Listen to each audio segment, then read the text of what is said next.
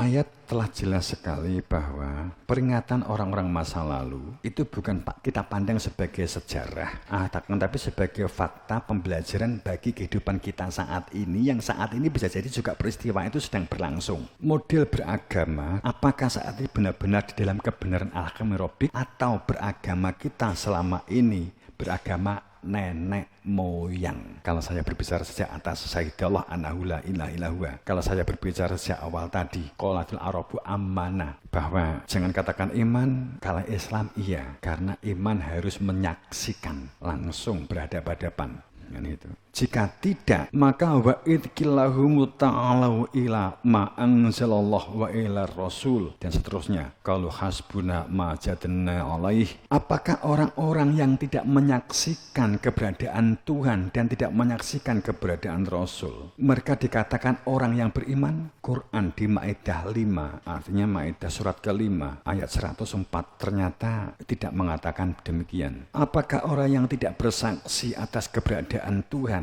hanya didasarkan yakin tapi tidak mengenal, berarti tidak kepercayaan, hanya yakin keberadaan Nabi Muhammad sebagai Rasul tapi tidak pernah bertatap muka? Kemudian ada yang mengajak, marilah mengikuti apa yang diturunkan Allah anzalallah wa ila rasul, supaya kamu mengikuti Rasul dalam bersaksi keberadaannya diri Tuhan, dan bersaksi atas keberadaan diri kamu, dan bersaksi atas keberadaan Nur Muhammad atau Nur Isa atau Nur Ibrahim atau Nur Musa, atau keberadaan para Rasul sebagai cahaya Tuhan. Sayang, sebagian besar manusia ternyata mengatakan qalu hasbuna ma'jadna alaihi aba'ana, cukup kami mengikuti bapak kami, mbah kami, dan nenek moyang kami. Cukuplah kami menjadi pengikut-pengikut bapak-bapak kami dan nenek moyang kami. Yang kami dapati dari mereka bapak-bapak kami itu yang kami kerjakan. Dari bacaan-bacaan bapak-bapak kami, itu yang kami ikuti. Kemudian ayat ini dilanjutkan.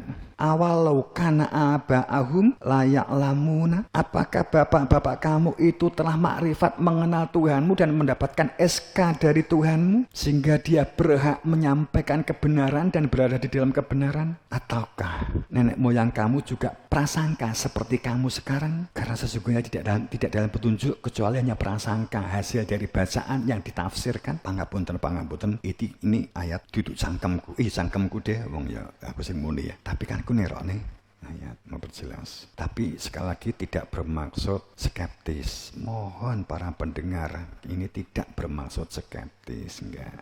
Hanya data, tidak mengurangi rasa hormat sedikit pun saat menolak atau abai. Mata budak min dunihi il asma, karena kamu tidak mengenal Tuhanmu kecuali hanya dari bacaan, dari katanya, dari bapak-bapak kamu dan dari nenek moyang kamu yang kamu anggap sebagai kebenaran. Sungguh kamu sebenarnya tidak menyembah apapun kecuali hanya kotak, kecuali hanya sifat, kecuali hanya situs. Ngeri loh ya. Kamu hanya menyembah nama-nama yang kamu sepakati itu sebagai Tuhanmu. Padahal itu hanya kamu perlu dari nenek moyangmu, yang dirumuskan oleh nenek moyangmu. Dan kamu juga tidak mengenal dengan nenek moyangmu yang membuat tulisan itu. Bagaimana kamu berpikir? Kejem Quran diwaca.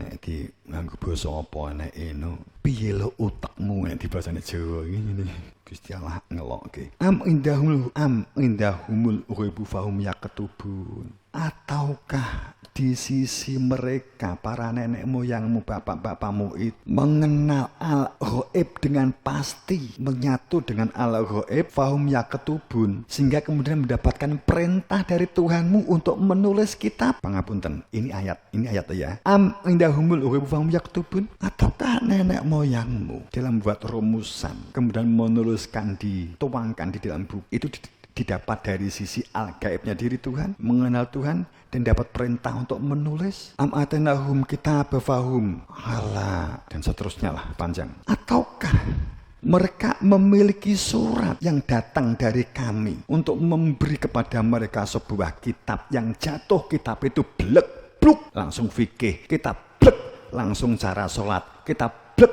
coro poso turun dari langit, jatuh dari langit. Apakah kami memberi mereka sebuah kitab yang datang dari langit? Belak, ternyata tidak. Ternyata itu rumusan kamu. Kamu membuat konspirasi kepadaku, kata Tuhan. Sehingga mereka mendapatkan keterangan-keterangan yang mereka tulis sendiri. Kemudian mereka ikuti dari tulisan itu oleh mereka sendiri. Ternyata bukan dari seperti turun hujan. Belak. Sesungguhnya mereka tidak membawa janji apapun, kecuali hanya tipuan-tipuan yang kemudian banyak pengikutnya. Kemudian tipuan itu menjadi tipuan berkesinambungan. Apa dampaknya? Fataqatta'u amrohum, bla bla bla bla bla, begitu.